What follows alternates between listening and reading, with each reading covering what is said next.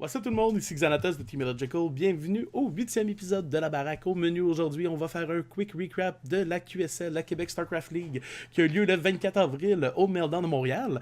Ensuite, on va vous passer rapidement là, ce qui s'est passé dans le WCS Circuit. Alors, on a fini le WCS Winter. Rainer là, qui a réussi en plus là, à s'imposer sur Serral 4-3. Je vous recommande les games fortement là, de la dernière saison. C'était vraiment épique. Puis on peut voir les qualifiers là, qui se sont déjà passés pour le NA et le EU. Alors, on va voir ça un petit peu rapidement aujourd'hui. Premier point de la journée, en fait, je voulais revenir sur la QSL, la Québec StarCraft League. Alors, je suis allé voir là, qui a gagné. Malheureusement, j'ai pas pu être là. Big up à tout le monde qui a envoyé des photos et des vidéos là, du event. Je trouve ça toujours le fun qu'on peut le suivre là, à distance. Je pense que PVP, en plus, streamait sur place cette fois-ci. Alors, il devait avoir une belle ambiance. Merci à tous ceux qui ont participé. Il y en a qui sont venus de loin. Je sais qu'il y a Zenedar en plus là, qui s'était pointé de Québec là, juste pour venir jouer à la QSL. Alors, je suis content de voir que le niveau augmente de plus en plus, on attire de plus en plus de Master et GM, et ça fait toujours chaud au cœur.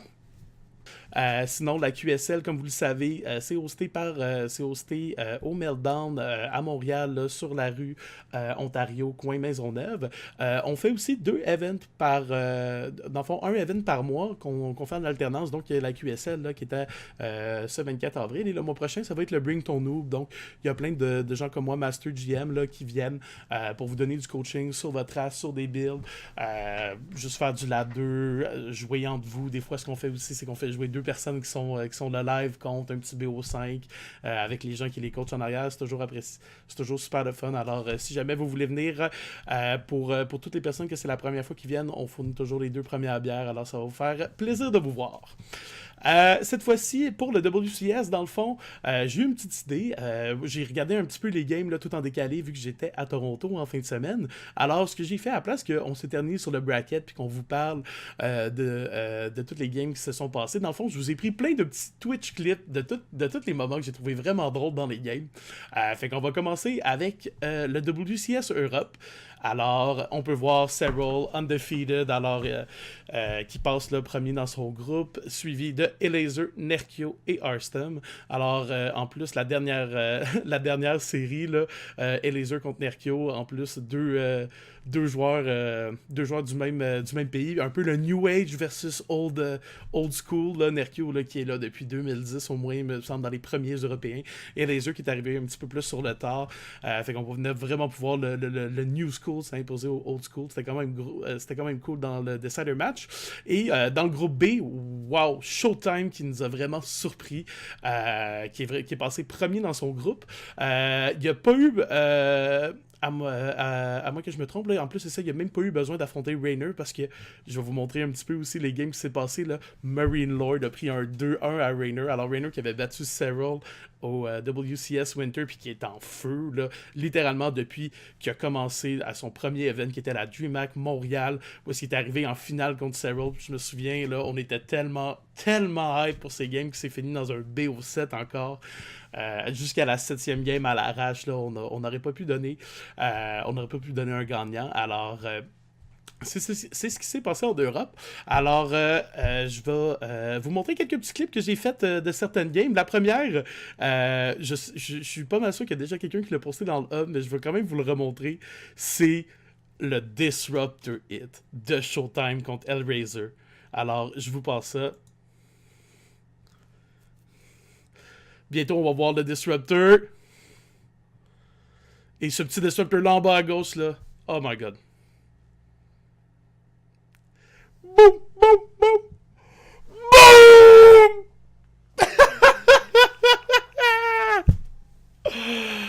Ah! Toutes les adeptes qui étaient stackés, qui a même pas eu le temps de shader une shot de Disruptor. Hellraiser qui avait genre un gros timing, un gros avantage, puis qui voit son rêve de gagner la première game contre Showtime s'évaporer avec un coup de Disruptor. Pour vrai, là, c'était magnifique. Ce qui m'amène là au deuxième petit clip que je vous ai fait entre Rainer et Marine Lord. Comme je vous avais dit en fait là, Marine Lord a réussi à s'imposer 2-1 contre Raynor dans la première série qu'ils ont joué. Et tout ça a commencé avec un 3 Rax Proxy de la part de Marine Lord. Puis il a vraiment fait de la belle micro, Gus Laser Green, le Spine, les Queens, les drones, avance tranquillement, pas vite, puis vraiment en full mode disrespect. Je pense que Marine Lord s'est dit, si je suis capable de gratter la première, après je suis capable de gagner une game sur 2. Alors il a super bien exécuté ça. Et je vous mets le dernier petit moment là, qui m'a bien fait rire. Make that same investment. You're still building the 3 Marines at a time, but because he's building SCVs back home, on est vraiment sur la fin là, du rush ici. As the rest of the Zerglings and the drones are going to come up. Oh, bring the boys! And he actually brought all the SCVs with him, so forget everything I said. He's just going to kill him right now. Yeah, GG. Marine Lord takes game number 1. Ça m'a tellement fait rire quand je regardais la game live parce que t'avais Nathanias qui essaye de faire le caster hype. Oh, il va transitionner. Non, fuck that. Les deux, ils avaient pas regardé une minimap. Moi, je l'avais vu dès le début. Je suis comme, choo-choo, bringing the boys. Neither did I. It's just like, justement, en plus, je The pense que first c'est day ça qui va commentaire. dire. Like, yes, looks like a bunker bro. He's got more SCVs at home. No, we don't. I'm There like, they are. oh, he's got a lot of workers. I guess he has a follow-up to this video. Don't. C'était quand même vraiment marrant comme petit moment. Sinon, Raynor, pas Raynor, mais Marine Lord a sorti un super build, là, un petit peu mon genre de build, je vais vous l'avouer, avec un timing vraiment, vraiment funky, avec Marauder Stim, Hellbat et Battle Cruiser. Raynor l'a complètement shut down parce que c'est Raynor, il y avait Spread son Creep, il y avait Scouté, il y avait déjà toute l'information. Mais je trouve que contre un joueur un tout petit peu moins bon, ça l'aurait complètement passé, là. Je vais juste vous montrer le timing qui est quand même assez sauvage, là, qui arrive à 6 minutes 20, là. Battle Cruiser, Elion, Stim Marauder, ça fait quand même peur. Alors je vais vous montrer la petite séquence ici. There's a little bit of like messing around you can do with this setup. Like you could teleport the BC into the main or the natural and try to fly it around and just focus down drones. Boy, he's just going to bring everything together. I think the Baneling should be able to just smite these Hellbats. L'armée de Baneling, même si le Super Priestlet était écœurant. Waves. I mean, the battleship's almost already dead. Yeah, this got absolutely rickrolled. Complètement clean. Je trouve ça quand même intéressant. De vous le montrer parce que je trouve que c'est un timing là, qui peut d'après moi être affiné, là, quelque chose qui arrive aussi rapidement. C'est certain que c'est un gros all-in de la part de Marine Lord, mais je pense qu'il y a vraiment quelque chose à faire là, avec ce build. Sinon, ah oui, il y a Marine Lord dans sa 3e game contre Raynor, où il a réussi à passer 2-1, qui avait un Hero Battle Cruiser. Je pense qu'il a fini la game avec de quoi comme 45 kills. C'était complètement fou. Puis en plus, il a réussi à cause qu'il lui a mis de la pression, puis le padding de la map a peut-être pas aidé Raynor quand il a essayé de défendre avec ses lignes, là, mais c'est vraiment sur cette petite touche de micro que Raynor, pas que Raynor, excusez-moi, voyons, aujourd'hui de la misère, que Marine Lord a réussi à s'imposer. This is good too. So the effects of this is that he's fighting back that creep. And he'll sit here and say, "You got to come deal with this." Oh, puis là, les Banelings s'en vont tout en bas. Gonna fall back. Baneling's not connecting at all. Oh lordy. And now Marine Lord's gonna snipe. Je pense que c'est le genre pire cauchemar de toutes les heures. D'avoir tes Banelings, d'avoir tout ce qu'il fallait pour holder, puis à cause du padding, tu l'envoies un petit peu à côté. Toutes les je vais arrêter le son. Toutes les Zerglings qui se font toutes les Banelings qui se font sniper là, par la masse de marine là, on peut voir là, que c'est vraiment la game c'est quand même duré un petit peu plus longtemps, mais on peut voir là, qu'il y avait c'est vraiment à ce moment-là dans la game là, que Raynor a pu s'assurer la victoire. Alors, dernier petit clip pour ce qui est du WCS Europe. Alors, on peut voir Marine Lord contre Showtime dans le winner match, qui avait décidé de le proxy. Un petit peu à la rough, là, dont je vous parlerai un petit peu plus tard, qui a réussi à se qualifier pour la WCS, mais qui a eu une comment dire, une ride assez dure. En plus, il a été invité au Pilot Show de Artosis et In Control, où il a pu en jaser. Puis, tu sais, en fait, ce qui expliquait, il avait essayé de construire ses 2 premières racks dans la base de son ennemi, comme dans la main. Puis, je vous en reparlerai un petit peu plus tard, là, mais c'est parce qu'il avait regardé toutes les replays. Puis, s'était dit, je l'ai jamais vu scatter, je l'ai jamais vu mettre un pilon à gauche, je lui fais ça automatique. Puis, finalement, en plein tournoi, il a complètement tout changé. C'est un petit peu la même chose qui se passe ici avec Marine Lord. Je vais vous laisser regarder. And it's in base, but both these players had something pretty cheeky for each other. On peut voir qu'il est en train de faire une factory proxy. I love this. Their buildings can almost see each other. Literally, and he's going to float that, by the way. That's that positioning. Yeah, he wants to land that in the base. It's like a QXC factory. Yep. And it's going to actually float. Oh my god. And he's going to be like, wait a second. I'm looking at his vision. He landed it. It's meant to go right onto it. But you know what? Oh my god. By the way, from Tellement, ça m'a juste tellement fait rire que genre, il lui fait un proxy, puis Showtime a clairement fait sa Stargate-là pour pouvoir scanter cette partie-là de la base. Quoique ça l'avance un petit peu aussi vers son adversaire, mais c'est juste tellement drôle qu'il l'a mis exactement au même placement de la Stargate. Ça m'a tellement fait rire. Oh, puis il se rend compte, puis il tourne de bord. Il va jamais réussir vraiment à faire quelque chose là, dans cette game-là. Puis Showtime va s'imposer assez rapidement.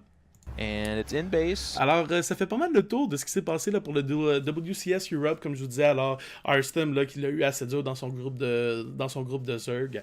C'est certain qu'avec Serral, puis Laser et Nerkio, là, c'est quand même un groupe assez chaud. Pour ce qui est de Showtime, Rainer, il n'y a pas de surprise, par exemple. Je m'attendais vraiment à ce que ça soit Rainer qui passe par-dessus Showtime.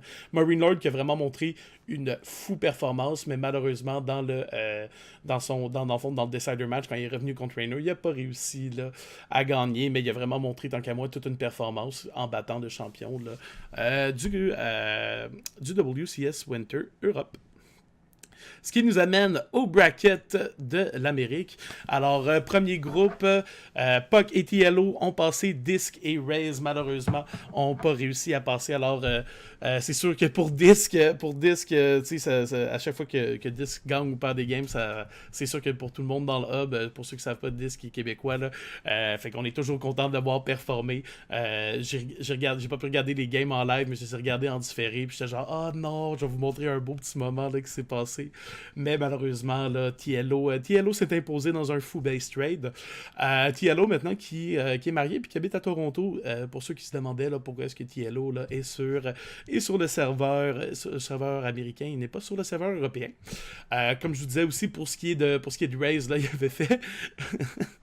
il avait essayé de faire des proxy in base là, si je me souviens bien, c'est sa première game contre Puck. Contre Puck, c'est ça, puis dans le fond, il avait vu qu'il scoutait jamais l'extrême gauche de sa base dans cette map-là, puis il s'est vraiment fait counter là, par le playstyle de son opponent qui a soudainement changé. Alors, big up à Puck et à... Oh non, excusez-moi, j'ai dit Raze. En fait, c'est big up à Astrea. Je me suis trompé de groupe, là, c'est dans le groupe B, le Rough, là, qui avait fait cette game-là. Sinon, pour ce qui est du deuxième groupe, Astrea, Pili, no surprise there. Alors, je suis sûr que là, j'entends déjà là, les Terran Tears, là, vous le savez, même si moi je suis Terran, j'essaie de garder une certaine objectivité, mais c'est toujours dur là, quand dans la scène NXT, il n'y en a jamais un qui est capable de passer tabarnak. Mais je suis bien content de voir là, Astrea, là, qui depuis 2 saisons, man, est complètement en feu, réussit toujours à se qualifier. Nous montre un jeu là, qui est vraiment on the rise. Pili aussi un excellent bon joueur, ça fait longtemps qu'on l'a pas vu. Epic, un joueur assez jeune, je pense qu'il a 17-18 ans, il est très jeune lui aussi. Performe assez bien d'habitude dans les petits LAN, un peu comme ceux à Washington DC, chez Philadelphia et tout. Mais malheureusement, là, qui a perdu contre Pili dans le Decider match. Sinon, pour Ruff, là, ça a été quand même rough. Et malheureusement, il a réussi à gagner aucune de ses games, mais je trouve que Ruff, pour ceux qui l'ont déjà joué sur le ladder ou quoi que ce soit, fait toujours des builds vraiment crazy. Là. Il est vraiment anti-méta, il a sa propre game, puis ça, je trouve ça impressionnant d'avoir un joueur qui, quand même, à ce niveau-là, est c'est pas comme Gumio qui faisait son Battle Mech quand il commençait. Non, les builds de Ruff, c'est n'importe quoi. Mais je trouve ça le fun de le voir là, se rendre jusqu'à là. Alors, j'ai 3 petits clips que j'ai trouvé quand même assez drôles là, pour le WCS America. Je vais vous montrer ça en rafale. Alors, la première, c'est In Control, dans le fond, là, qui présente Disc. Puis écoutez juste de où est-ce que Disc vient, selon In Control.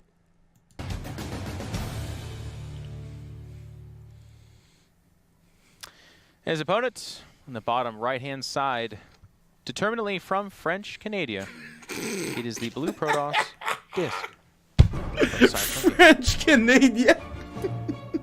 Actually, Oh my god, French Canadian, man. Le gars, il sait même pas c'est quoi le Québec, le gros, man. Ça fait penser à mes amis texans qui disaient French Asia.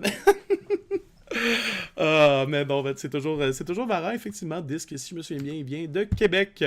Alors, malheureusement, là, TLO a gagné le Decider Match là, contre Disque. Puis, je vais vous montrer la dernière game où est-ce que Nate, lui aussi, est genre tellement en mode what the fuck, qu'est-ce qui se passe? Disque dans un fou base trade qui était quand même compliqué à savoir où était chacun des units, qu'est-ce qui se passait. Puis, tu sais, c'est toujours dur de gager mon adversaire. Est-ce qu'il mine pas? Est-ce qu'il peut refaire des units? Puis ça s'est terminé, malheureusement, même si Disc avait le double de son army supply, il avait mal splitté son armée pour protéger ses 2 derniers buildings. Puis je vais vous le montrer, là, c'était incroyable le cast de In Control et Nate. The disruptor. That would be the moment. It's right now. Just fight him, yeah. That army actually can't leave. Oh my god. Oh my god! No. No! No! It's not possible! He's targeting it! There's no symmetry! Oh my god! He's gonna get it! It's solo! GG! Oh no! No! Oh! Oh! God.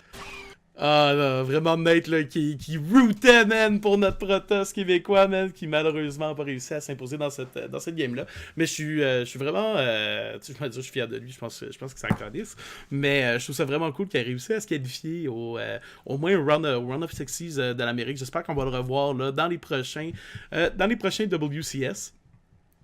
Et le dernier petit clip que j'ai à vous montrer, en fait, ça n'a pas rapport avec une game ou qu'est-ce qui se passe. C'est vraiment un commentaire de In Control, mais que je trouve que c'est tellement on point. Après avoir... Il est en train de terminer le groupe de Rough, donc il y avait eu les games les plus YOLO. Tu sais, c'est un peu comme un Massa, mais encore plus crazy. Puis écoutez le commentaire qu'il fait sur la scène année, j'ai trouvé ça quand même assez magnifique. These guys...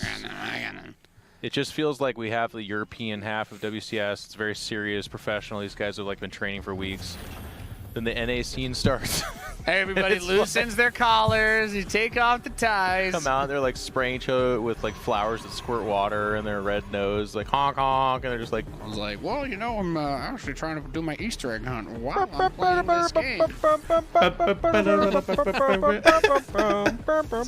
It's a À chaque fois que je vois un Massa en train de faire un proxy, je sais pas pourquoi, mais maintenant je vais toujours avoir cette tune-là dans la tête, genre. Ça faisait juste rire, tu sais. Effectivement, c'est un peu rendu ça, là, depuis la disparition là, des joueurs un petit peu plus réguliers côté NA, tu sais. C'est certain qu'il y a beaucoup de semi-pros là, qui se rendent dans. Puis des nouveaux noms aussi, tu sais. La génération est en train de changer. Mais je trouvais ça quand même drôle qu'effectivement, quand on regarde le EU, c'est toujours plus sérieux, tu sais. Il y a des joueurs de calibre international un petit peu plus fort. Puis après, quand t'arrives au NA server, t'es comme. Who knows, man? Qu'est-ce qui peut arriver, man? On sait jamais. Le NA Ladder, man, toujours aussi full NA. Alors, ça fait le tour de tous les petits clips que j'avais à vous montrer aujourd'hui. J'espère que vous avez apprécié. Pour les prochaines fois, si vous avez aimé ça, qu'on passe là, des petits clips à la place de revenir sur chacune des games, faites-nous le savoir dans les commentaires. Et comme j'avais mentionné la dernière fois, s'il y en a jamais qui veulent participer ou nous donner du contenu, des replays que vous aimeriez qu'on regarde dans la gang, n'hésitez pas. Sinon, sur ce, à la prochaine. Ciao, ciao.